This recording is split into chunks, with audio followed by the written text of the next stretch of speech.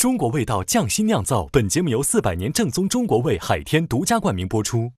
尝美味享优惠，封神餐厅订得到。本节目由让你顿顿都封神的美团团购联合赞助播出。小象超市30分钟快送超市，感谢节目官方食材供应商小象超市赞助播出。一饭封神尝百味，一杯宫酪品匠心。本节目由一口爱上中国味的宫酪酸奶赞助播出。好水煲好汤，好水煮好饭。本节目由每一滴都有源头的农夫山泉赞助播出。Como 管家厨神到家，本节目由一句话就能轻松做好菜的 Como 全屋智能赞助播出。一饭封神更懂美味，麦麸迪解码贴心更懂犬猫，本节目由麦麸迪指定赞助播出。卫龙高鲜牛肝菌魔芋爽，鲜香爽，本节目由卫龙魔芋爽赞助播出。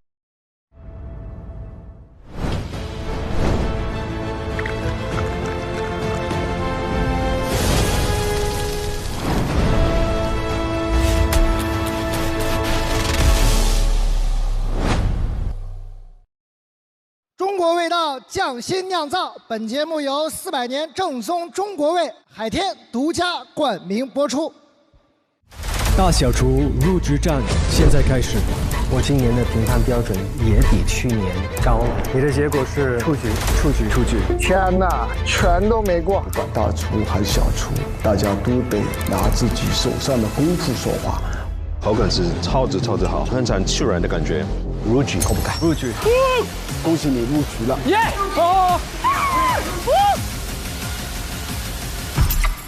我个人觉得这一季应该是强者战。这个竞技就是会残酷的，我对我的菜是有绝对信心的。谁给他评啊 ？Vicky， 我的天！你好，你好。这一道菜是北海道的带子。我这一次比赛会做的这道菜，就是从我的私厨的菜单上面来的。豆腐乳去结合北海道的带子，做一个融合的搭配。豆腐乳虽然是素的，可是它经过发酵之后，它产生的那个鲜味其实是非常强烈的。然后把它做成一个酱汁，去腌制一部分带子，做成是塔塔的形式。另外一部分带子，搅拌机打成泥之后过筛，然后把它放到真空袋塑封，去低温制作成盖在塔塔上的皮。这道菜最大的难点是需要把带子做成一张皮，它不可以破，不可以过熟，也不能过多改变带子本身的鲜甜味。很漂亮啊，是冷的。冷的，对。可以勺子从下面一勺挖上来。其实我对味道是有信心的，对，包括摆盘出来的效果，我其实自己也是满意的。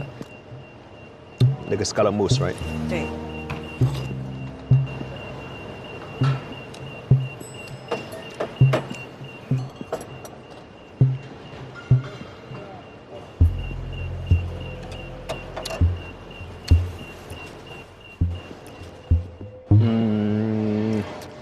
其实很清爽的。我觉得会进哦，会入局哦。你想法很创新，因为你用了腐乳嘛。对。是不是腐乳？对。但是吃下去的口感应该是很滑的。你用这个吗？对。我不知道你的温度是我的温度是80度。我打的时候是冷的打的，对。然后我猜可能你 blend 的时候呢，可能的机器是发热了。搅拌机应该是冷冻，所有东西一定要很冷。你永远要留意搅拌机有没有发热。因为越热了，很难回去一个滑的口感的。但是如果你搅拌的时间不够，吃下去的感觉也是不对。所以搅拌就是搅到刚刚中间，但是还没发热，这样能搅拌得很 smooth。这是这个位置一定也找得到。But thank you so much. Thank you. 你的结果是出局。好，谢谢老师。谢谢。路人乙出局。我有在问路人乙比得怎么样，听说他有一个步骤是失误了，就很可惜。Hello， 那请介绍一下。这是一个红树林膏蟹烧宁德黄膏。这一道菜我们用3种不同的虾熬的虾高汤，还有猪骨跟鸡熬成的肉高汤，又加一点丝瓜，相当于3种不同的甜度。有海鲜类虾高汤的甜度，肉禽类高汤的甜度，还有蔬菜甜度，3个的鲜味是叠加的。然后这种鲜味的叠加上面呢，我们就把螃蟹跟我们的福建宁德的黄膏烩在一起，所以那个年糕最吸收了最鲜美的那个进去的状态。是一块年糕先，对，你可以用勺子。OK。对。哇！不要吃那么多，对，一点点。对，不然苦了。对。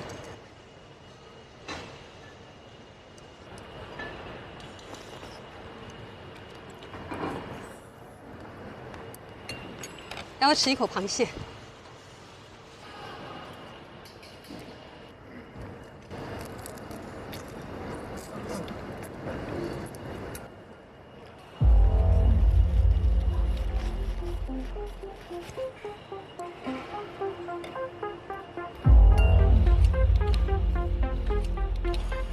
陈明媚大厨，你的结果是入局。陈明媚入局。你现在已经是大厨了，恭喜你！恭喜恭喜恭喜！其实从整个摆盘以及这个方向，这些非常细心的点缀。谢谢 chef， 谢谢 chef。老师。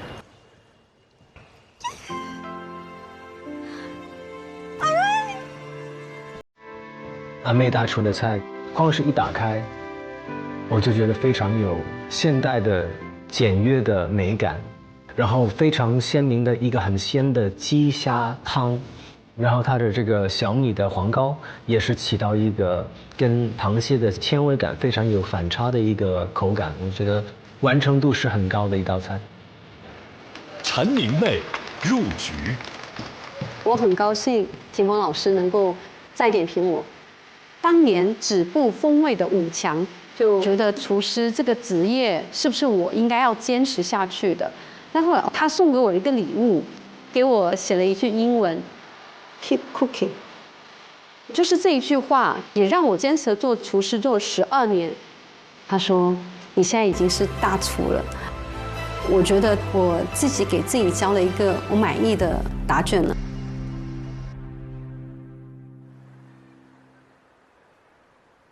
今年我看到2位女大厨，一个是陈明媚大厨，还有个就是张文文大厨。我还挺好奇那个文文，我相信大家肯定记得 Tiffany， 我觉得他们同样就是很厉害的人。然后张文文大厨这么年轻就能当上酒店的行政总厨，这其实是很难的。其实我觉得文文是一个传奇来的，就是一个女生能够做到那么高端品牌酒店的这个总厨，她付出的努力肯定比我们还要多得多。河蚌，哟，这个是寻龙鱼肚。寻龙鱼肚。对，这寻龙鱼肚有啥讲究吗？我还没吃过寻龙鱼肚，这没吃，这是吃那个寻龙鱼筋是吧？对，就是吃这个东西。对，寻龙鱼肚。那我没用过。我也没用过。我也没有。寻龙鱼肚就是寻龙鱼的鱼标嘛，一般人就只知道寻龙鱼的鱼子就是用来做那个鱼子酱。那张文文这一次就选择用了鱼肚，我也好奇他会怎么样去用了。我今天做的这道菜不是我餐厅里的菜，我是单独研发了一道菜，因为餐厅的招牌菜其实都玩腻了。就自己会觉得没有什么意思。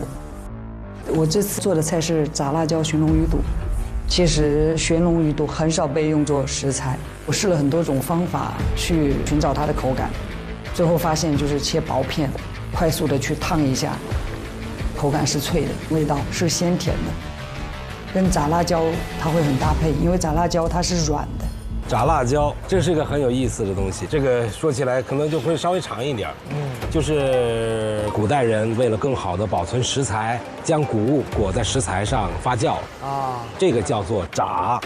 但是我们现在去苗族地区啊、瑶族地区啊，包括土家族、侗族，都还会沿用这种方法，就是用苞米颗粒裹在肉上发酵，就是冬天杀的猪到春天、夏天那个是味道是很美好的。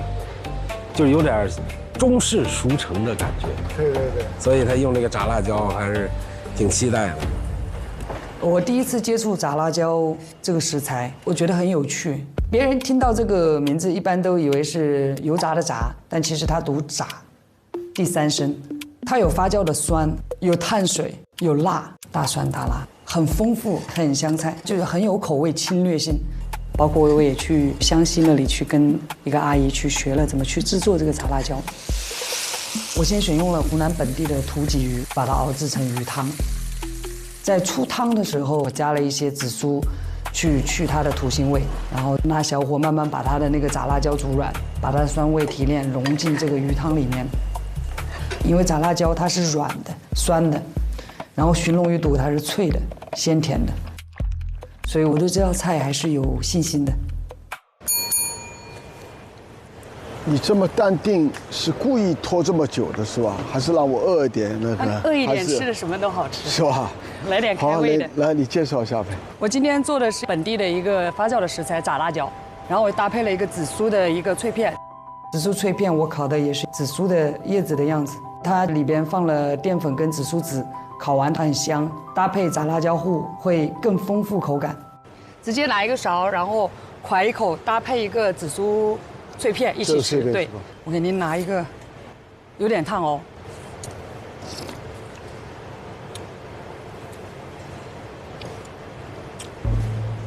配这个？对，可以配这个一起吃。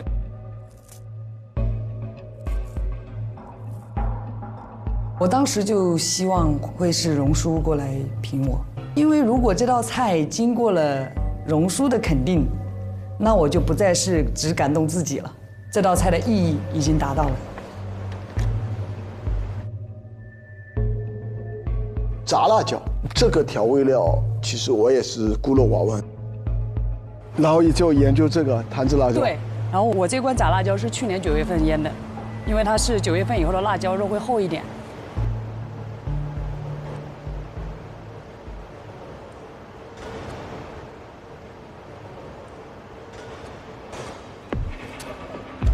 这就米粉来发酵的。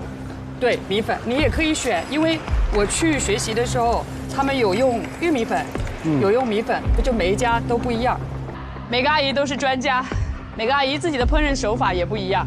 那你是湖南人？我是江苏人，这2年半我就是在钻研湘菜。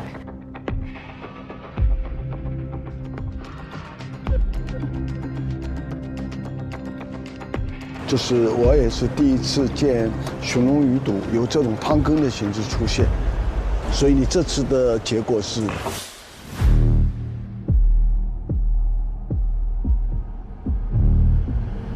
入局。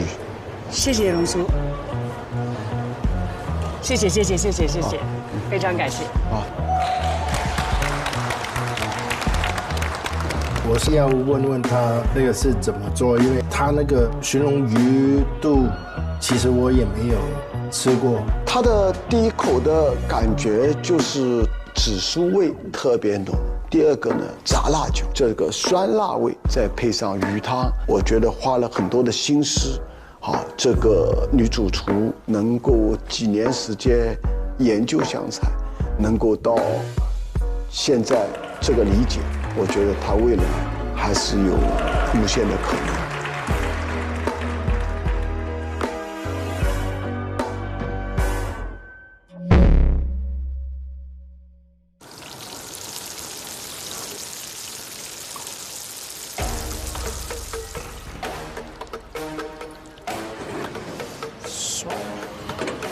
Vicky 那里的2个大厨在香港，其实也是很厉害。啊，这个我完全不熟悉。那个外国人是芬兰人，另一个是香港的，他俩都是有非常强烈的个人风格的。啊，张师傅他是创作能力很高的，他做的菜都是没有其他地方做的。我叫张家玉 Manis， 我是来自中国香港的。我的餐厅叫唐人馆，是做中餐的。对我自己来说，美食的话，它是一个能让人开心、舒服的事情嘛。所以在我的餐厅里面，哪怕是客人跟我说：“哎，我喜欢吃方便面，我煮给你吃，没所谓，你开心就行了。” Is that miso? This one is the brown butter. Eric 是一个非常害羞跟低调的厨师，他一直保持那个好厨师应该有的好奇心。我比较讨厌那些哔哩吧啦的人，他也是讨厌那些，所以基本上我们两个一起都没话说，但是关系都不错。I'm chef owner of the restaurant Abo in Hong Kong. We are Nordic-based restaurant with lots of the inspiration, influence all around Asia. Actually, we received the first Michelin star only 8 months after opening. The second year already come the second star and has kept it for 7 years. What a nice surprise to see you here. Yeah, for me also quite surprised to be able to join that. And we've known each other. I've always wanted to ask you, why did you move to Hong Kong? My wife. Okay, she's Chinese. Yes. Wow, okay. Congratulations. Yeah, that's the simple, good reason there. I moved in Hong Kong like 11 years before. It's just like different world. So much the opportunities, all the food is paradise for the chef. I feel lucky with the Chinese ingredients because I'm from Finland. Maybe none of the locals see that as anything special, but then for me, it's something completely new. Today what I've prepared is my restaurant signature dish, pigeon. I brought the pigeon here because we can add some Chinese ingredients. Mao Tai is almost like the pigeon dish. You have so much different spiciness and many layers of the flavor. I think what elevates the taste of the pigeon what we do. Yunnan still have the good morel season and this can help to elevate the umami of Ulster. I had chance to taste the dish with the smoked pork at local market across Changsha. For me, the feeling was in Finland, but in spicy way. And then I used the smoked pork with some more chilies, reheat the morels to make it shiny. That gave me some smoked legs. For me, cooking is more about the feeling. We don't have the recipe for it. You need to smell the stuff, touch the roasting meat with fingers, and adjust the sauce by taste. We have done something with the morel before, but today I think was actually even more elevated. 这个师傅也在往菜里倒茅台，在激发香气，让蟹的风味更好。我这次是用帝王蟹制作2个菜，参加这个比赛，你也不知道自己比赛能走到哪一步，所以我觉得第一轮就应该呈现自己喜欢的东西。我希望能中餐的元素比较多一点点。第一道菜，我要做蟹盖饭，因为我爱吃主食。帝王蟹把它蒸熟了，再把肉给拆出来，再跟米饭一起给炒香了。炒香以后啊，我加了一点点陈皮酱，里边有这个35年的老陈皮。但是老陈皮太多的话，它虽然很香，但多少一点的苦的味道，所以我再加了一点3到5年的果皮进去，就平衡一下。我还加了一点点的淡奶油，让米饭口感变成很软糯的感觉，就像我们中餐的包子焖饭吧。把米饭再扔在蟹盖里面，我们再加一点威化汁保温米饭，鸡蛋涂在上面，再放一些面包糠，然后油去炸。如果你威化汁包得不够好的话，油就跑进去，整个米饭就不能吃了。这个灵感出呢，是因为我很喜欢吃螃蟹，但是我不爱吃蟹盖，所以就想出这个男人都可以享受螃蟹的美食。另外一个菜，它就是撅撅的蟹腿。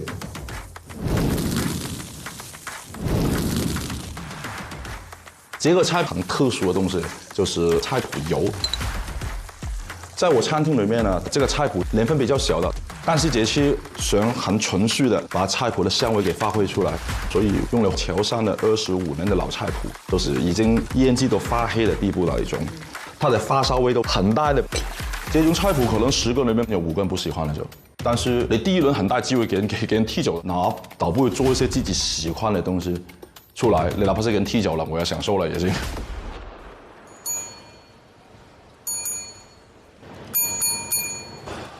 老师你好，你好，这是今天的菜，谢谢。这边这个饭呢，就是拿广东粤菜炸蟹盖的概念去做的。我自己习惯了吃这个时候会加一点脆皮来吃。OK。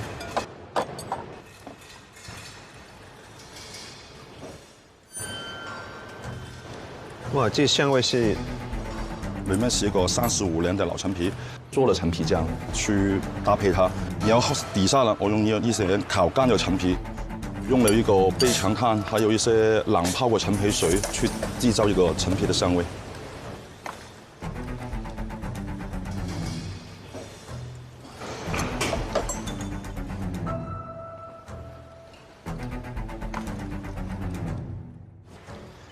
接下来这个25年老菜谱啫蟹腿，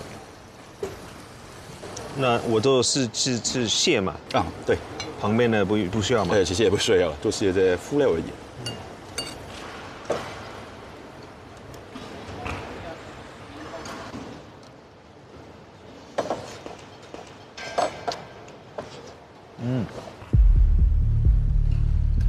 这菜就是很浓的菜谱味道了。你要说是冒险，肯定有一点点的是。我刚就想，你菜谱呢会不会盖住本身蟹的鲜甜味呢 ？Hello, chef. Please tell me. What I've prepared today is pigeon. Of course, the breast as the main star of the dish. We marinate the pigeon breast and then we roast it, then torch it for a crispy golden crust. And then we finish with the Sichuan peppers, then prepare 4 sauces of distinct flavors. Really brings lots of flavor and the gaminess of the pigeon becomes really pleasant. Maybe I taste the pigeon first.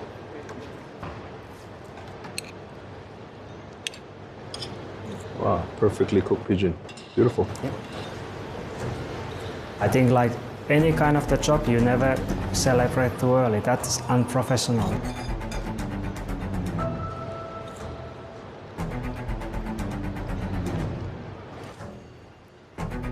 Like today, I just cook with the feeling, no recipes. I use lots of the strong ingredients. The balance can be overwhelming. Morella, I recommend take some egg, so then it's quite like the strong flavors, so the egg gives some balance.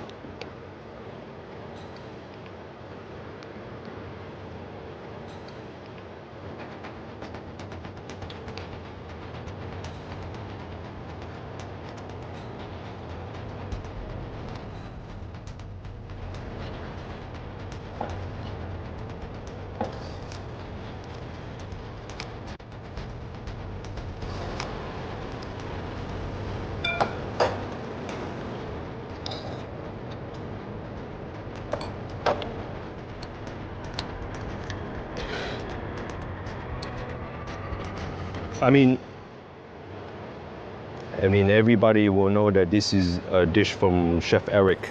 So, congratulations. Thank you. The pigeon is cooked perfect. The skin is still crispy. It has that sweetness that it needs on top. At the same time, it has a little bit of buzz from the peppers. The morel, I don't think is too strong, but you're right. The quail egg is texture is a lot more sticky. Yeah. And all the condiments, scream so much, strike the balance. So, Wuchi. Thank you.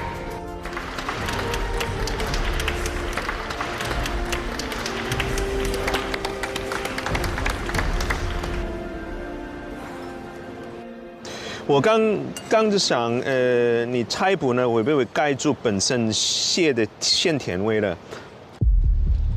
但是没有啊，你做的速度刚刚好，是蟹的本身的甜味全都爆出来了。你结果是入局，谢谢，很好吃啊，谢谢。哇！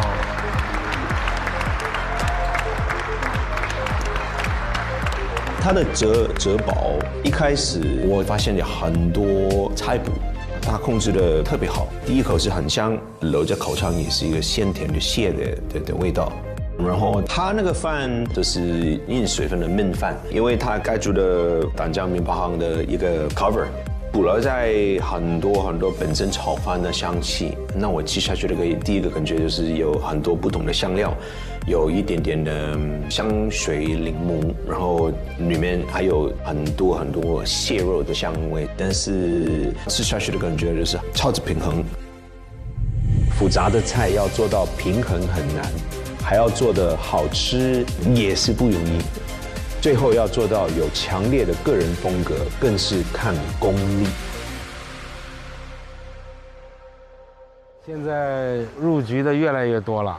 马上就要开鼎了，温牛盛好了，黑胡椒芥里面芝士味啊，这个其他的味道都够，但可能就胡椒味会不够一点。不够啊！我的结局是出局。不好意思，没有问题，谢谢。不速之客完成了。你食材的选择有一点点问题吧？你的结果是出局。这道菜是你自己创的？对，我觉得很好，家常不寻常，恭喜你入局。谢谢老师，真的吗？我好喜欢这个咖喱酱，整个技巧跟火候就非常好，入局。谢谢，加油！港厨潜力股入局。你选度刚刚好，那个磨豆的 puree 也是做的非常 smooth。你的结果是入局。谢谢，恭喜！朝阳门除草入局。避风塘是香港经常有的味道，但是你在这个意大利面里面表达出了你个人风格的一个味道。你结果是入局。后厨操盘手入局。很多时候，很多厨师做海鲜汤味道太重，你的 balance 真的做得很好，入局。谢谢老师。哇，这汤饭看起来真鲜呐！米和汤的融合非常的好。David 老师，你平时做菜的秘诀是什么呢？当然是好水啦，天然的水更能激发食材的本味。哦，我想起了你去年一直念叨的那句话了。好水煲好汤，好水煮好饭。推荐你用农夫山泉煮饭煲汤，真的不一样。时间还剩40分钟。麻烦了，没名额了。Vicky 只有一个名额呗 ，Vicky 队的人要有点紧张的。这2个人要抓点紧喽。做着，看到眼看时间快不够了，入席的名额没几个了嘛，就相当紧张了。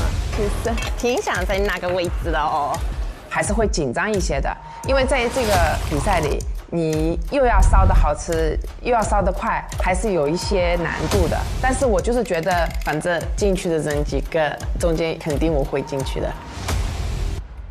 哇哦，这2个人来头都不小啊。对，他是现在为数不多0年后拿到米其林1星的一个主厨啊！对，说是国内目前最年轻的米其林主厨。00后啊，好厉害！他很厉害。大家好，我是00后新厨，出生于2000年。我获得这个米其林的荣誉之后，也会有一些质疑的声音，就觉得你这么年轻，你凭什么？那我这次当小厨的话，也是为了直面质疑。我认为我没有这个光环，也可以凭自己的实力走到最后。第一句拿手菜是一道以法餐为基底的创新菜，选用国内优质的食材，包括好一点的青豆、金桔酱，以及福建的东山岛的鱿鱼去做一个搭配。它是偏时令、偏鲜、偏清爽的一个菜系。这是什么？这个是青豆泥，然后就是因为甜豆的本身的豆味可能没有那么足嘛，然后会加补点青豆，然后加点把豆味再抬起来一点点。颜色很漂亮。我很远的看到一个很漂亮的颜色，然后它的 texture 是很 smooth， 一看得到它对这个 puree 的要求很高很高，那我就已经留意它了。我觉得一道菜里每样东西味道的平衡是很关键的，豆的豆香味够了，所以我又打了洋葱泥来提升菜的甜度。你这个小天才好像是整啥呢？怎么一直在打汁儿啊？我也不想一直打汁儿，但是我的酱油比较多，因为每个东西可以增加一说口感。你像我后面又打了墨芋泥，是为了增加鲜味和口感；果酱是增加复合的酸，薄荷油能让菜的风味更突出，但是就非常耽误时间。因为只有一个破壁机，我每次打完一个泥之后还要再过筛，然后清理干净之后才能再打下一个，我要重复这些步骤5遍，就觉得着急又没办法，我也想着急啊，就没办法，当时就这样，完蛋了。那个好像说是意大利冠军嘛，它很优雅。你们和我这米德东3个人。就像我的名字意中人，我是一个在意大利出生长大的中国人，所以我结合了中国的饺子和意大利的威尼斯水城的元素来做今天的这道菜。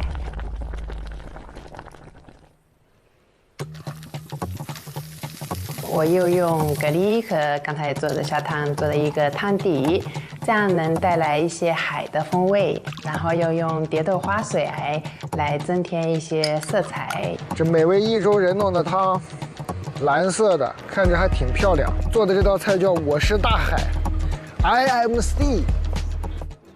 饺子的部分呢，我用香菇、大虾、蛤蜊。小白菜烧了一个有一点点意式又有一点点中式的馅料，然后我用了黑白2种颜色的面来做饺子皮，想让饺子像小船一样漂浮在威尼斯的海上。呀 ，OK。他应该快弄好了吧？相当紧张了，场上都快没人了，只有1个名额，那先入席肯定有优势，所以我必须得赶紧出餐了。我觉得我可以成为30分之一。我觉得那个位置我一定要坐下。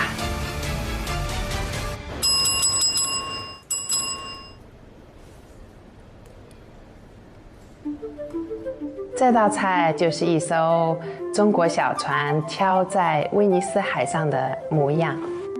这个呢，请评委就是喷一下上面，这个是雷蒙香水。你可以帮我喷吗？海上的风一样。OK， 可以试了吗？嗯。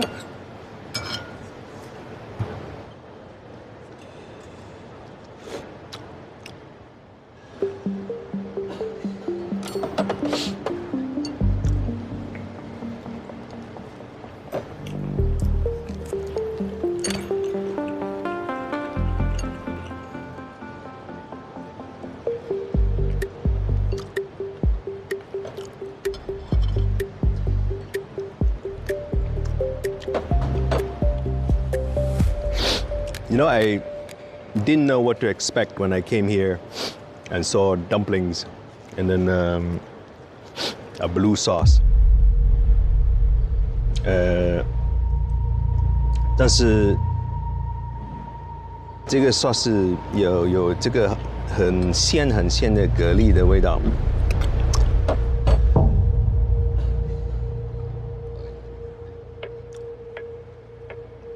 I hope so. It's buonissimo. I hope so. buonissimo 就是意大利文好吃。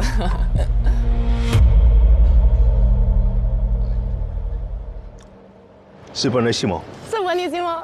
希望是你说，你的结果是录取。谢谢呀！其实蓝色很可怕，因为不是大自然食物的颜色，有不想吃下去的恐惧感。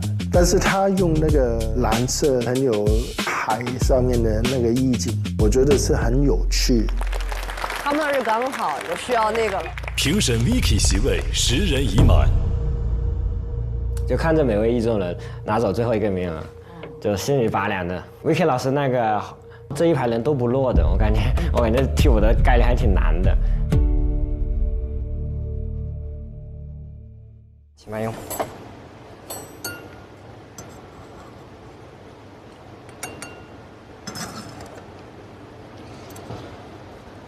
是黑色的。对，因为我加了点墨鱼汁进去。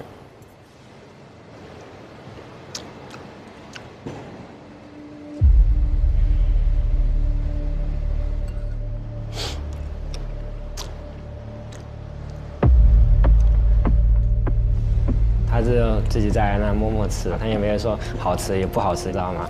完蛋了，我到底去还是不去啊？到底怎么样？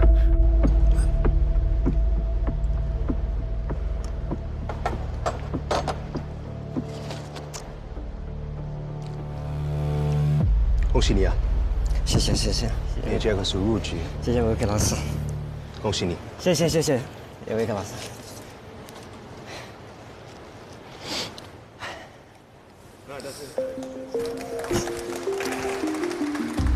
这道菜呢，所有的东西其实看下去的不是太多东西，就是很 simple， 但是吃下去应该有的东西全都有了，因为它这个 puree 吃下去的感觉就是很滑的。鱿鱼呢，就是刚刚熟的，它呢一般是透明的，吃下去的感觉真的是很嫩、很鲜，还有一点清爽的金桔的 puree， 最后有一点 spice， 很 balance。我觉得今天如果不给他一个入局呢，可能我心里面也不舒服啊。评审 Vicky 选择被替换的选手是，要替一个出来的。天哪，该他们紧张了。天哪，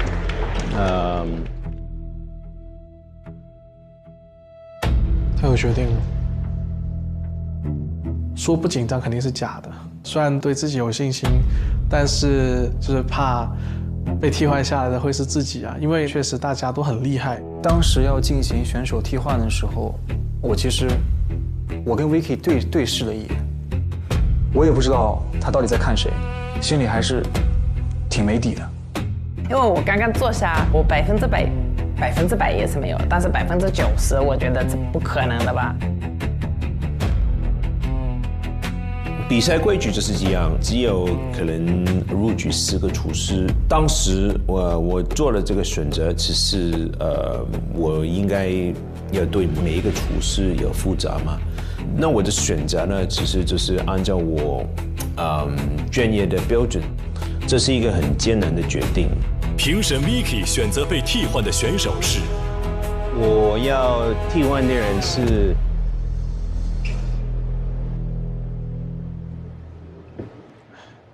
美味意中人。评审 Vicky 选择被替换的选手是美味意中人。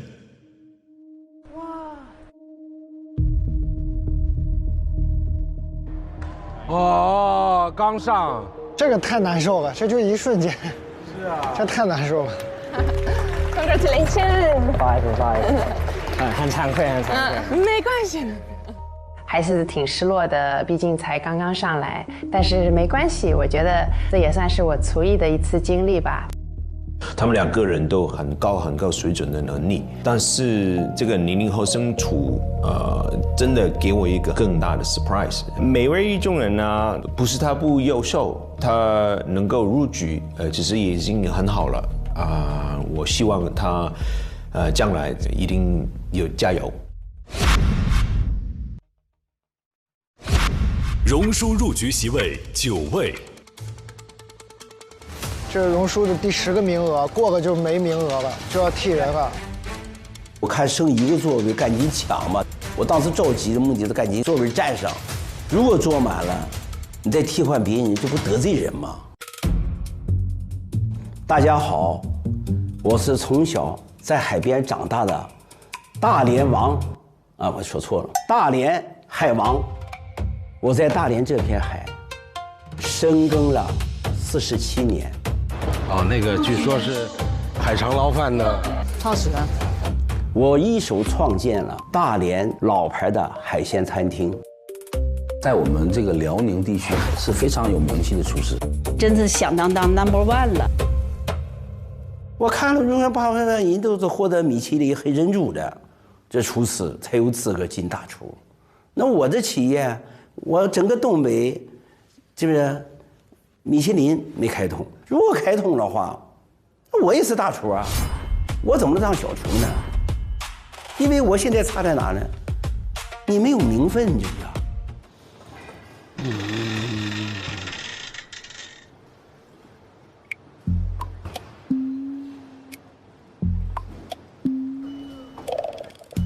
这个电饭煲呢，我在家试了5、6遍了。我觉得我的程序记得很清楚，先按哪个键，选择哪个，到整个的，我觉得不对，怎么没加温？多少有点着急，头还有点出汗。亏着我多按了2下，没想到，哎呀，它显示了，我当时感觉就是喜悦。因为我不用看，我不用尝，我就能觉得它的火候是最佳的，所以说我就很有自信了。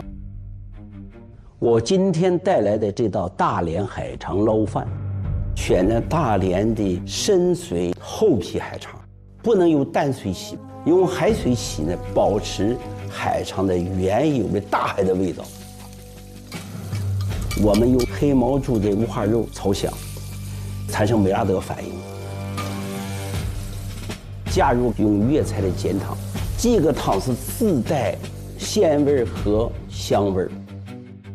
那么我们这个米饭呢，用的五常大米，再浇上海棠这个汁水，叫鲜上加鲜。刘叔啊，咱俩互动一下啊！你我的海肠粉，你亲自撒，我撒是吧？哎，天然的味素，多少？差不多了吧？可以。北派海肠捞饭是我们滨海楼的镇店这个饭，并且今天很荣幸的荣叔吃的的是295660份，请品尝。这样是吧？哎。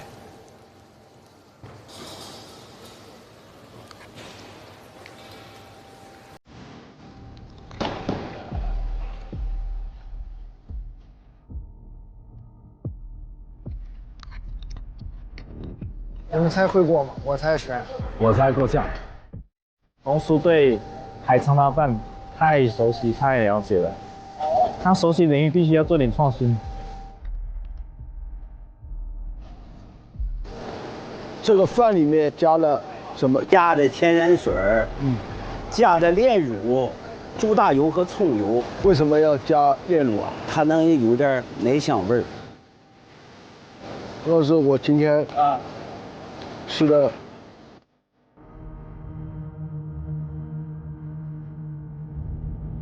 最好的一锅米饭，恭喜你入局了，谢谢，入局了，大连海王入局了。哎呦，龙叔的第10个，大连海王入局。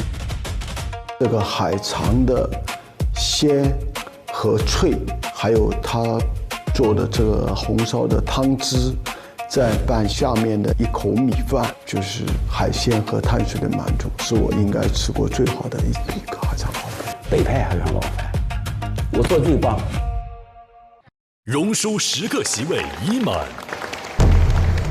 哇，这上面的人紧张了，马上就要替人了，太刺激了。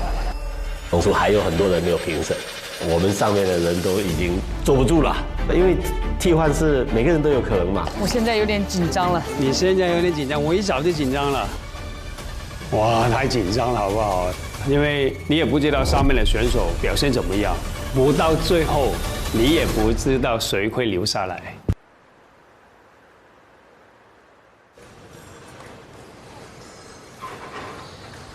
王刚老师在做那个剑手青，刚刚出来的第一茬。老师哇，龙叔好。有剑手青。对啊，这个有毒的吧？我会好好处理的，龙叔您放心。哦，没事，我试菜你别把我给害了。不会不会不会。剑手青的整个全名叫红牛杆菌，它是红色的，手碰到的时候它就会发青变色，所以叫剑手青。剑手青呢有它的两面，一个是有毒性，但一个非常的鲜美，但是要有一个高温的处理。王刚老师是云南菜的代表之一啊，非常值得尊重的一个前辈。王刚老师他在云南昆明的时候，我去跟他学习过，找他这个菌应该怎么去弄，他对云南菜理解还是蛮深的。王刚王总边菜的第3代传承人，所以在我们家的影响下呢，我也从事了这个行业。在驻奥地利大使馆待过，在钓鱼台国宾馆还做过一段时间，接待了很多政要。王刚做那种国宴，真想尝一下国宴的饭到底是放什么调料那种。其实很多年都没有参加过类似这种比赛了，基本上都是我在评审别人了。哎呦呵，这敢这样传剑手青啊！这，他已经有抗体了。对。那么多年付出第一次比赛，其实我是陪儿子来的。年轻的时候，这父亲的头发也这么茂密吗？尽量计划好时间，啊，来不及的，权衡一下轻重，来得及，保证主菜完成。我叫滇小王，我的餐厅呢现在在杭州，叫红林871，主攻的呢其实是云南菜。我可以说自己是站在巨人的肩膀上成长的，甚至因为父亲和爷爷这么大的影响力的这个情况下，他们天然的给我了一层这个保护壳。他的起点就肯定比他同时进入到烹饪学校的那些孩子可能会高一点。我在昆明酒店的时候，他在我那边做了3年多。这个也是我这个做父亲的，帮他近水楼台先得月了吧。他们把我保护得太好了，所以我希望通过这次节目呢，看一看自己真正的实力到底是怎么样。这你爸？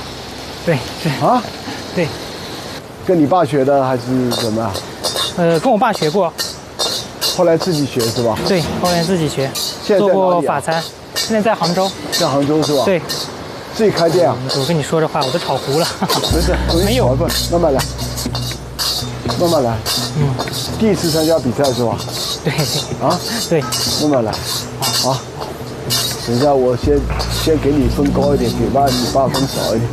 啊？谢谢叔叔。我的父亲就是大厨嘛，我一点不担心，我知道无论他做什么菜都是没有问题。你把儿子带出来是什么意思？让他历练还是？对的。那以后就看他了。对，他自己这次设计的菜品，从来他也没做过，给我尝过。到现在没给你尝过？没给我尝过，我见都没见过。是吧？好啊。他其实就算给我意见了，我也不会听他的。如果我要超越他，我必须要自己去独立的去完成一道菜。我需要知道我们之间明确的差距到底是多少。你好，老王刚师傅教菜了。王老师好，又见面了。老师好。哇，红叔那边的厨师们真的做不稳了。刘叔，哎，你掀盖子。这道菜的名字呢叫剑手青焖海参，我就是把云南的山珍和海味充分的做了一个融合。剑手青大家都切得很薄，怕炒不熟，吃完了以后会中毒。但是一旦切薄了以后呢，就失去了它真正那种口感，所以我是厚切。一块厚厚的剑手青，高温爆炒之后要8分钟以上，毒性就基本去掉。如果再放在高汤里面煨个5分钟，这个口感可能是最佳的时候。做出来以后，它的滑嫩的口感不输于鹅肝。那我现在开吃了。好的，荣叔，就这样直接吃。好的，荣叔啊，没有什么交代了吧？就真吃了啊？没事，没事。我切的比较厚，一个菌只起了2块到3块。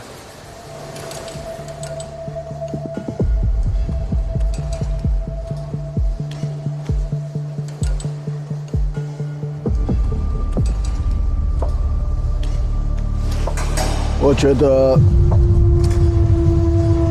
这个其实是这一锅，我们黄玉生可以不吃的，吃牛肝菌就可以了。是的，都说。我就等一下那个老爸出局，儿子晋级吧。黄师傅，我的名额呢已经满了。榕树现在还没有哪一个选手是要期待上面已经坐满的选手，所以心里有那么3分忐忑吧，但是7分是对自己的自信。替代榕树现在的选手，我觉得是可以的。黄师傅，我的名额呢已经满了。我觉得吃到你这个菜，我还是一定要把你来，所以我给的结果是你入局。谢谢榕树，谢谢。哇！这个师傅对菌菇的理解很深，见手青一定要厚切，薄切的口感就没有了。做得太好了。儿子，我插一下啊，这个干啊，那个。哎，你看他尝他儿子的汤，太温馨了。good。现在我们要等待榕树决定替换的人选。哇，榕树马上就要决定了，当场就要决定了。哇，这太残酷了！上面那几个，你说他们有没有那种可能是大厨换大厨，小厨换小厨？我天哪！今年玩的这个太刺激了。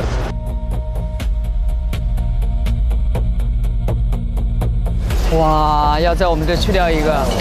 云南人替换云南人了。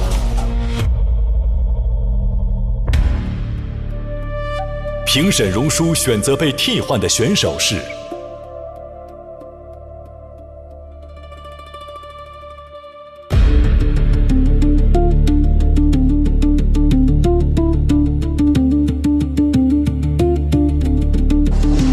我替换那个闪闪惹人爱。闪闪惹人爱。走了，好，走了。这个太残酷了，当场就要下来。走，恭喜！好，谢谢。走了，谢谢。拜拜。其实我入选的选手，我觉得都是挺优秀的，2个都是传统菜。闪闪有人爱做的烩粉条，完全是站在陕西的角度去看这个。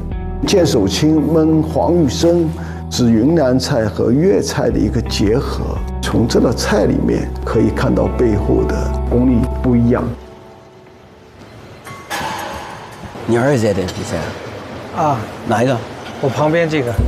啊，这回挺帅，我看你在解盲回来。王师傅现在可能比自己比赛的时候都要紧张。我跟儿子一起来，我是想让他做到心里不慌。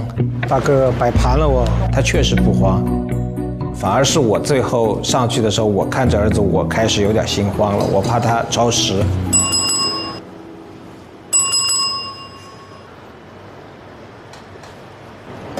好，介绍一下。这道菜呢，我命名为鱼生有礼。我这次把我和太太的爱情的故事做成一个食物的情书，送给我的太太。我把黄鱼拆解做成1鱼3吃，我想表达是粤菜，它选料广博，技法多样。这个叫鱼里邂逅之称心如意，然后这个呢就是红胡椒柔仁蒸肚脐腩。这个鱼块呢，酥炸鱼块佐鱼子酱。然后呢，你先试一下这个，那个。先吃这个啊，鱼里邂逅的称心如意。那个呢，就是我用这个黄鱼、菜肉，还有那个顺德的大头菜，做馅晾入辽参，用鱼汤去煨，然后呢用蟹粉煨扣，也是借这道菜呢，祝大家生活称心如意。这大哥太能说了，厉害，能讲。要不我就继续介绍吧。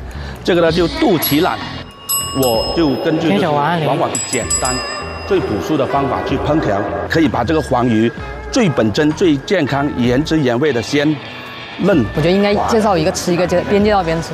其实呢，我也是想介绍这菜呢，就是表达了我对爱情的一个看法。往往平凡中有鲜有美。大哥别讲了，再讲他们菜都烧糊了。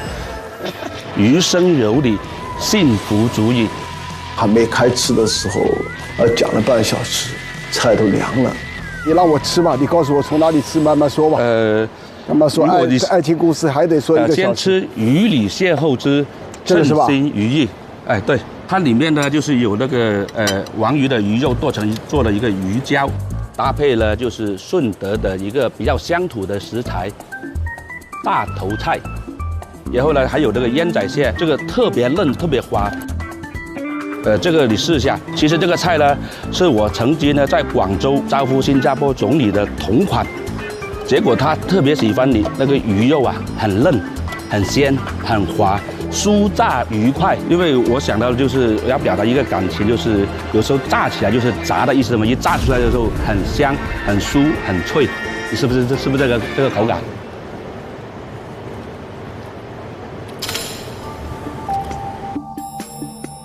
我觉得这条黄鱼演绎的特别好。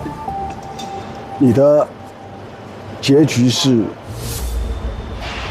陆军，谢谢。然后其实我的名额已经满了，但我还是觉得你的才华应该录取。其实第一口下去的时候还是有功力的。我觉得炸物里面它的脆度啊，包括蒸的火候，这个都控得很好，一看就是一个粤菜里面的高手，所以我也没犹豫让它录取。大黄鱼品质好的关键是要呈现整齐的蒜瓣状，肉质细嫩糯滑，自带清雅鲜甜气息。只有这样的品质的黄鱼，才能最大程度的去释放嫩度，激发它的浓鲜。粤菜引擎入局，榕叔的那个黄鱼那个入局了，又要踢掉一个人。好，谢谢。哇，如果有一个小厨可以替换一个大厨，那就厉害了。榕叔选择替换的选手是。好，我替换那个。山野小背篓吧。山野小背篓。得了。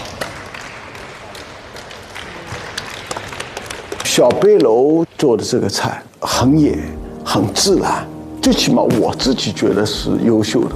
他也没学过厨师，都是自己到处为师，自己去琢磨。他的见识，毕竟跟其他的厨师还是差很多，这是可能我心里担忧的。走了，走了，走了，谢谢。能获得榕叔认可我做的这道黄鱼，非常的荣幸，太激动了。而榕叔他本人对黄鱼本身的肉质口感要求特别高。做这道菜之前呢，我确实研究过，野生黄鱼肉质好，但是价格不够亲民，很难到日常餐桌上。俊海用固定网箱养的黄鱼便宜，但是它的肉质松散，很容易有土腥味。而现在呢，有一种创新的养殖技术，能让大家以养殖的价格吃到野生的味道。小巷超市的千里回游大黄鱼，一年要游1000海里，我都叫它马拉松鱼。而且从捕捞开始，最快48小时就能在小巷超市买到，它的新鲜度就很好。我们这儿太刺激了，我们还有2个哇，几个？好，你介绍。你好，这道菜呢是云南果酸东星斑配炭烤海菜和蘑菇。我希望把云南的食材和法餐的技法融合在一起，做一些有创新、有突破的云南菜。这是云南的米线，腾冲的饵块，只是我给它切成了切细了。对，以后我好在这接我儿子。跳下去接。抱上来吧，他待会儿。我们两个从小感情就很好，我从小到大没打过他，没打过他。这个孩子真的很棒，我希望他能够多入围几级。那我这样淋上去。好，然后搭配着一个炭烤的大理海菜。他那个汁调的挺好的，刚才我上来的时候我尝了一口，这个应该配鱼是非常好的。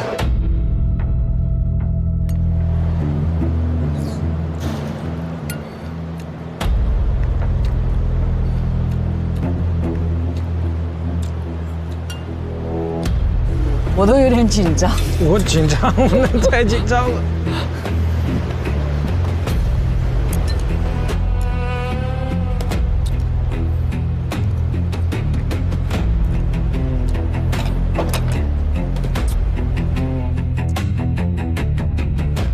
用手你把我换了吧，让他来。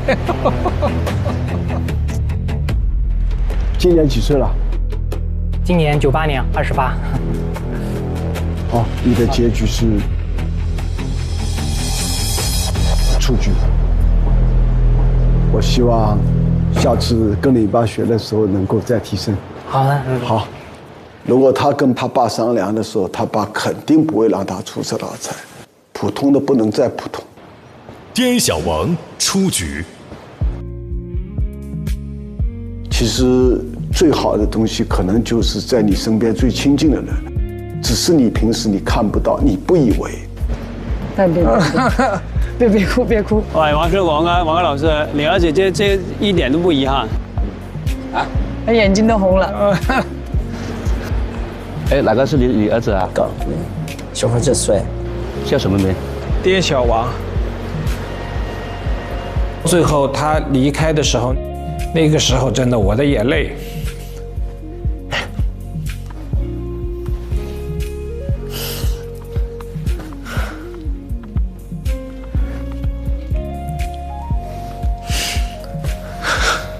其实那个时候我真的，我就觉得那么好的孩子应该有一个很好的这种展示的机会，所以我一直觉得我应该可以替换他就好了。给你捶捶。我感觉你要哭了。其实有些时候，我觉得他看我的时候是有滤镜的，因为我们的关系在这里嘛。所以这也是为什么我来参加节目的意义，因为我就不想因为这个滤镜，然后让我盲目的自大这样的，所以我觉得蛮好的，其实，因为我的目的已经达到了。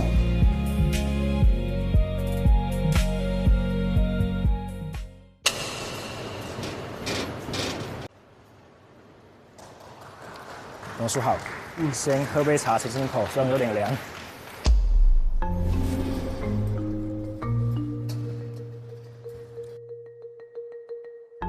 这个叫做千秋带一壶茶哈，先把茶喝了再做菜。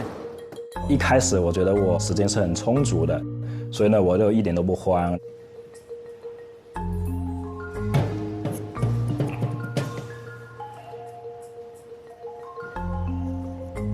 时间还剩30分钟。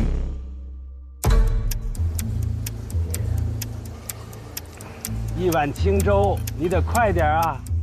你先浇了会有优势。我那时候菜品已经是制作完成了，但是我没按铃，是因为我回头看了一下榕树在试吃选手的那个菜品，所以呢，我就想等评委试完菜之后我再按铃。我就先把菜放冰箱里了，因为我的这道菜还是得保持一个低温的一个状态，才是一个最好的口感。滇小王按铃，滇小王按铃，滇小王按铃。但是这个时间其实已经有选手抢先按铃了。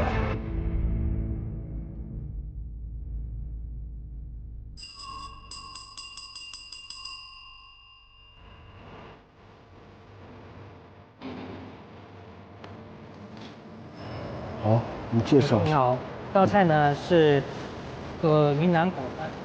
我这是最后一个按铃，那我这个就又等很长的时间，这可能会导致我后面的菜品不能达到一个完美的一个状态。我看着碟子的温度已经回到常温的时候，我已经开始越来越慌乱了。这个是临时的一个状况，就完全打乱了我一个计划。龙叔好，先喝杯茶，清清口，虽然有点凉。最后一个了吧，龙叔最后一个了吧？我都出汗了吧？最后只剩下一个那个一碗清粥了，那是最紧张的时刻。当然，因为坐在上面的人都希望说不要再有入籍人上来了嘛，大家就那个不用再配替换嘛。刚才我看你用虾是泡在生腌汁里面泡过了，对，然后就是把料去掉。对，因为我餐厅有一个状况，就是我的客人很喜欢吃生腌，但是他现在不喜欢吃那种香菜、蒜啊这些佐料。然后呢，我就想着把它过滤了之后呢，再来泡这个虾，使这个虾还是有传统的生腌的一个底味。然后我结合了成都的一个非遗皮蛋，蛋黄部分用一点生腌汁去佐味，酿在我腌好的这个虾上面。然后上面我用自己泡的一个辣椒醋做了一个醋冻和蛋清，点缀在上面。现在是完全看不出来，所以你只有吃的时候才能感觉得到。吃的时候注意是一口吃，口感是最好的。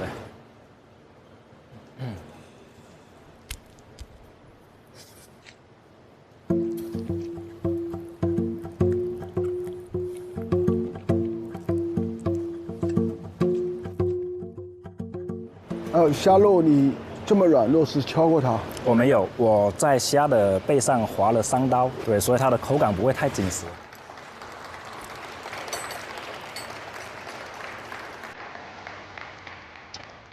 啊，谢谢，谢谢。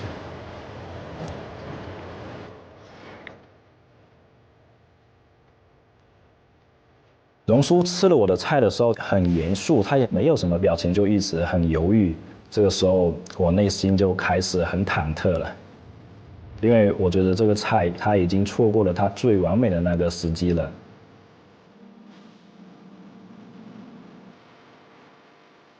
早教嘛，对，哎，这个有比赛策略的，这确实很吃亏，明明是可以早教的菜。我还真的做菜这么久，从来没有这么紧张过，手都已经有点抖的这种。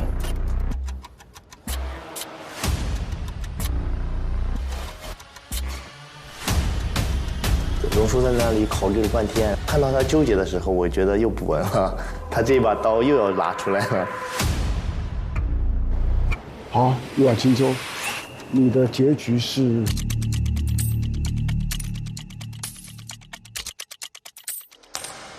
入局了，入局了，恭喜！谢谢王叔，谢谢王叔，谢谢。喝着茶过关了。对啊，就默默的喝点门茶就过了，还挺厉害。一碗清粥，入局。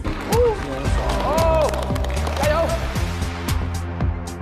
他做一个生腌的虾嘛，这个其实不是很难，但是他创意是什么呢？把皮蛋里面呢就分成2层。溏心皮蛋再加皮蛋的皮，然后在2个皮蛋之间用醋再滋了一下，变成了很立体的口感。但我没吃过这个生腌虾的呈现方式，听都没听过。又得砍掉一个人了。荣叔，请选择您要替换的选手。又一次那个残酷的时间，我就在想说要做好准备吧。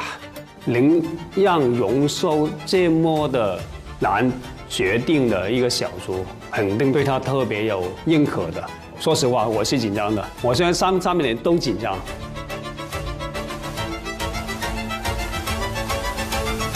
我想要替换的选手是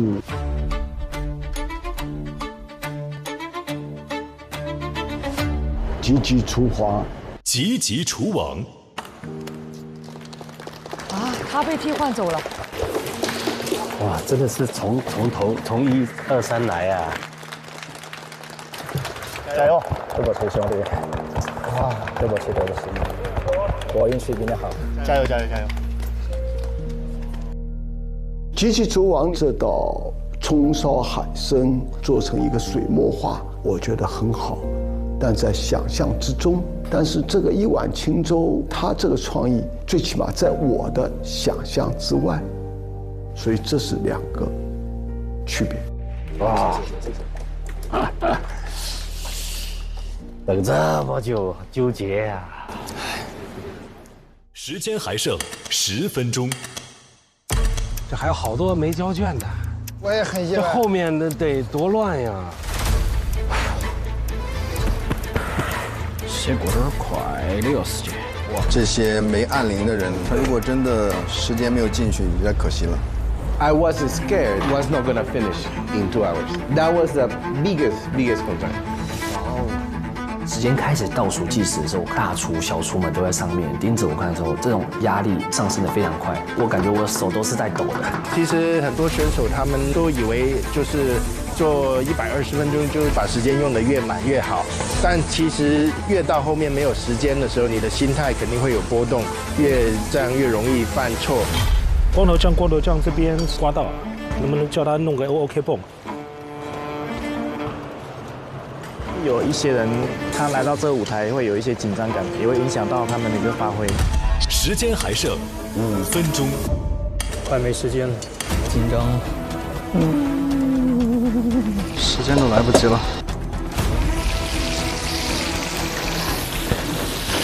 我看着他，我都有点担心了。再检查一下，完成了吗？感觉他快交卷了，快点！你看等一下，他们都基本上都差不多时间完成。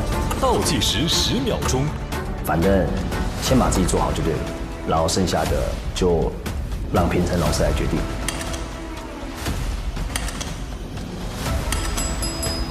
Lawrence finish。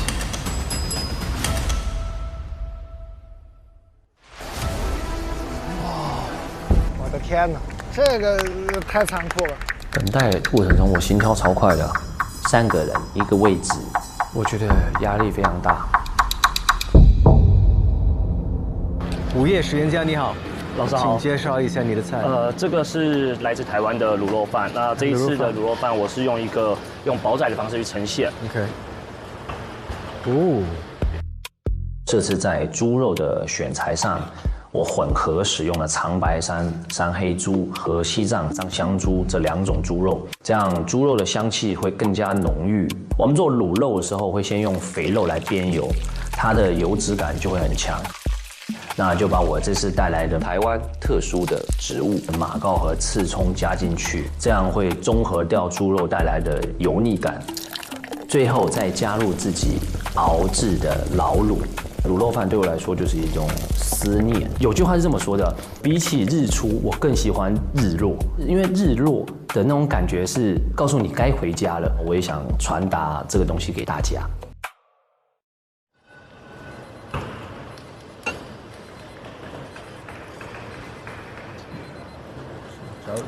哎，我特别希望什么卤肉饭呀、红烧牛肉面能进一个，太难了，从来没进过。就做这种的没进过一个。是啊。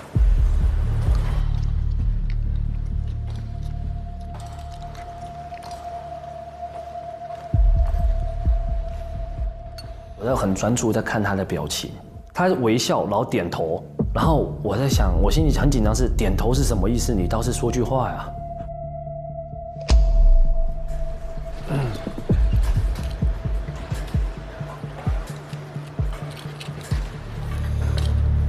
午夜实验家，你的结果是录取。Yes！ 加油！午夜实验家应该是我吃过最丰富、最好吃的卤肉饭。它其实加了一些小创新，但是没有去打破卤肉饭该有的这种满足感，而且这个火候啊，这个温度啊，这个颗粒感，所有的一切，我觉得它花了很多很细腻的功夫。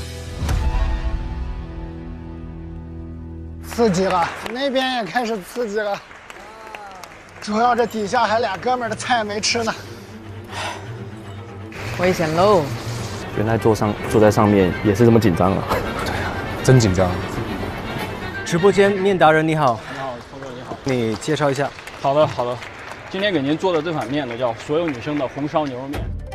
做了2种面型，一个是手擀面，面要3柔3醒，然后擀制薄厚是一致的。这样的话呢，在吃面的时候，它的吸汁、它的耐泡是接近于我追求的那个完美的状态。第二个龙须拉面，我在一锅酥10扣的基础上拉到了11扣，用170度的油温3沁3炸，它是有酥脆的口感。我做了300多次的实验，这也是我最有信心的一个面。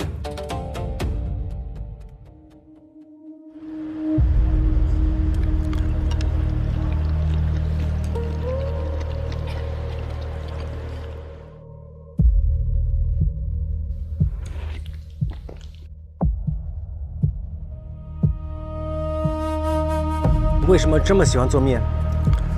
因为我爱吃。这个吃完之后呢，您可以吃一下泡椒芥蓝，野山椒的泡出来的，自创的。然后最后呢，吃完之后，您可以加一下，它有甜味，又有咸味，而且又有种酥的脆感。首先，我觉得非常感动，就是看到一个年轻人这么专注的去钻研我们的一个美食，2种面都非常有你自己的个性。危险喽！哎呦，太刺激了！真紧张，都快坐不住了。紧张来自于不可控。直播间面达人，你的结果是？阿拉比伦你好，毕伟好，请介绍一下。我来自秘鲁，随后我来中国12年的时间。我属于云南，还有宁夏，有广东，成都，每个地方的口味也不一样的，所以应该慢慢学习。那个 combination 是好的，我应该需要用中国的菜。我的 style 是中国跟秘鲁混合的。我的第一个菜是南美到宁夏鸭肉饭。我就是属宁夏，他们有很多香菜、很多辣椒、洋葱，这个口味差不多跟秘鲁鸭肉饭一样的。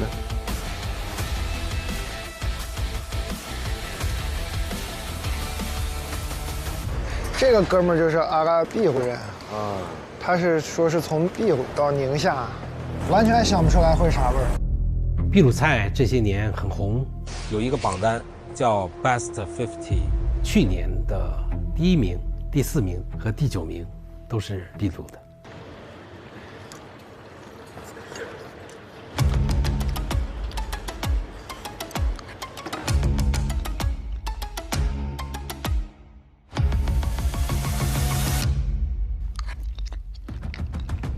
我当时就有一种感觉是，其实，在上面压力也不输在下面。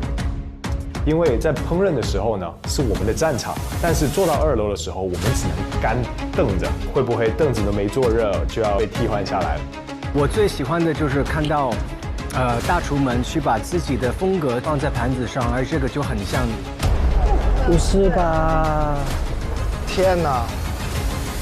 直播间面达人，你的结果是？出局，不好意思，谢谢，加油加油。好的，谢谢。好紧张啊，不到最后一刻不放松。你的结果是？紧张啊。比赛的时候没出汗，现在出汗。你的结果是出局。如果有这么多的世界各地的元素的时候，它会很容易融合不了。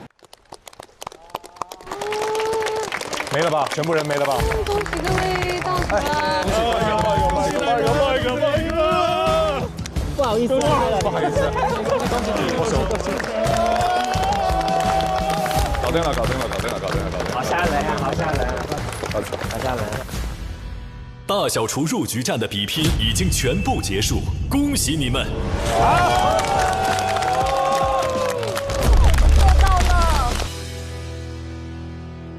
接下来将宣布本局比赛的隐藏入局规则。隐藏？在整个比赛过程中，2楼观战的嘉宾们试吃了每一位坐上了入局席位选手的菜品。经过他们的讨论和建议，我们决定追加2位入局者。他们会回来。有请被替换下来的4位选手入场。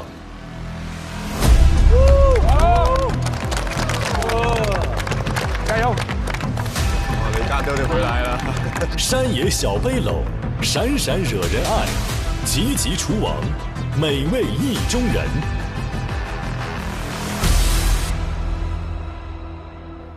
经过我们5位的反复讨论，重新复盘了各位双手创造的美味，我们集体决定复活的第1位选手是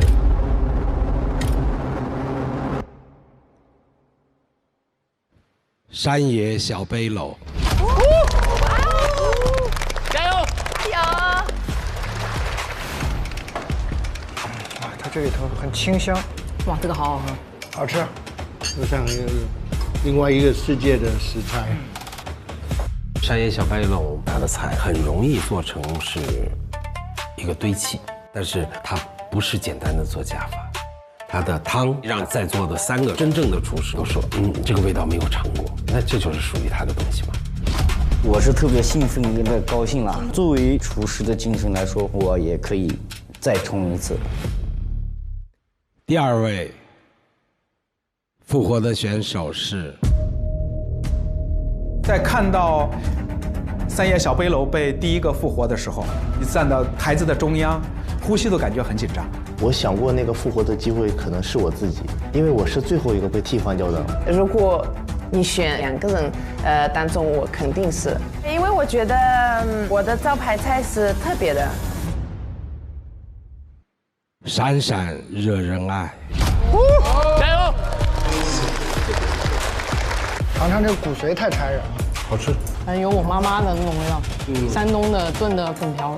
其实我们看到这个菜，也许觉得它可能稍微偏家常一点，没有任何的装饰，所有的东西都特别朴素，但是味道特别美好。也谢谢吉吉厨王美味意中人，请离开现场。好，拜拜。再次恭喜本轮最终入局的32位厨师。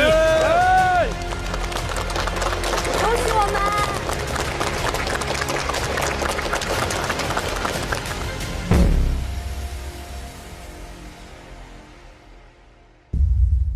有请小厨入场。哇，来了！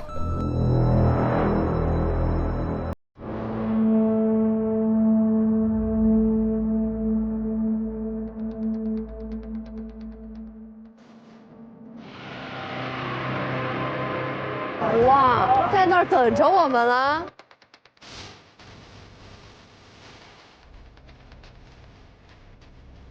哇，你们都上去了。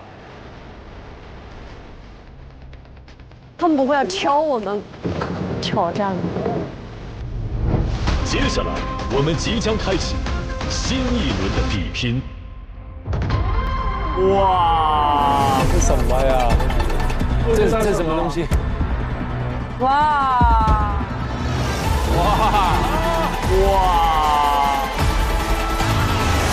准备让我们放倒了吗？我觉得以后应该没机会见到你们了。还有谁？来呀，你过来呀！限定的食材、限定的辅料和限定的设备，我觉得挺有意思。可以拼了，信心肯定有的，因为本身在生活中我就是大厨。哦，他们3个都一样食材的。来过。没有，我看榕树饿了。这道菜像个国宴菜，18个挑不出一道菜不好吃的，很难选的。注意是，如果淘汰，则2人同时淘汰。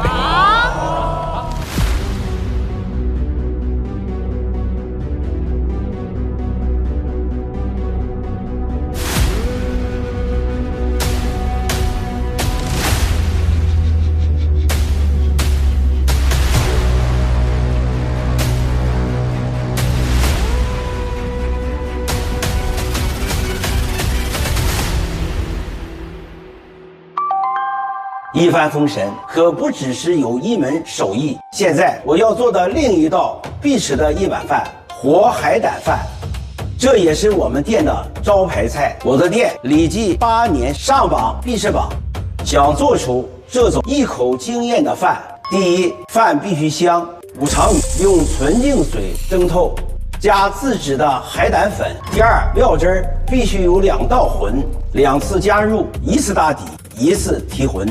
第三，食材先后，整整的6只大连黄金胆，饭香，灵魂料汁点缀，这一口才记得住。我的店在大众点评必吃榜上榜8年，让人记得住，不是因为做法复杂，是因为它真的好吃。无论是大连还是到哪，找好吃的上必吃榜，没错。每周3、周4来腾讯视频看《一饭封神》第2季，12点 SVIP 更新 ，VIP 次日12点抢先看1周。每周5、12点 SVIP 惊喜加更，看更多正片未播精彩内容。每周6、12点 SVIP 更新会员专享衍生一饭小馆，畅聊正片幕后。每周日精彩衍生一饭家常菜，看大厨教你做家常菜，更有各种精彩花絮不定期放送，不定期惊喜直播等你解锁。中国味道匠心酿造，本节目由400年正宗中国味海天独家冠名播出。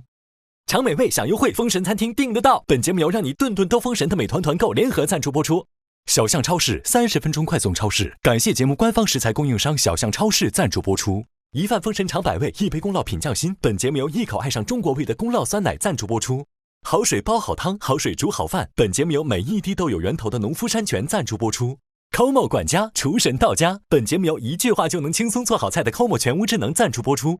一饭封神更懂美味，麦麸迪解码天性更懂犬猫。本节目由麦麸迪指定赞助播出。卫龙高鲜牛肝菌魔芋爽，鲜香爽。本节目由卫龙魔芋爽赞助播出。来一瓶万益蓝小蓝瓶益生菌，吃喝封神好搭子。本节目由万益蓝 Wonder Lab 指定赞助播出。一饭封神正版授权小游戏，加入一饭封神小厨神，秀人间烟火气。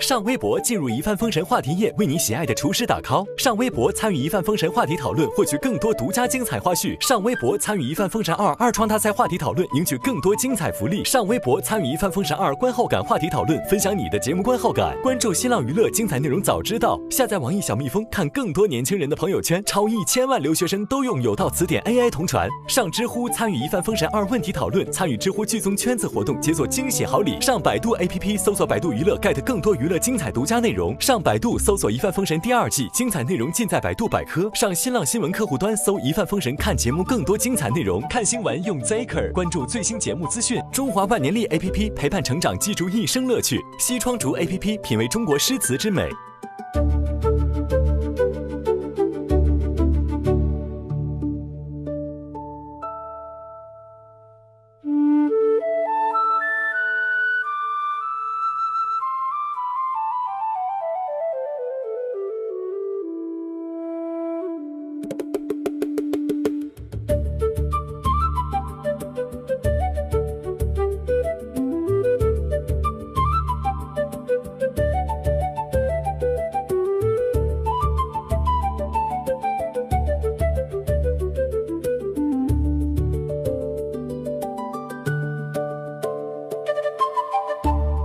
上微博参与一饭封神话题讨论，分享你的节目观后感。更多节目精彩资讯尽在新浪娱乐微博综艺、新浪综艺独家社交媒体平台微博，首席合作媒体新浪娱乐、微博娱乐、微博综艺、新浪综艺。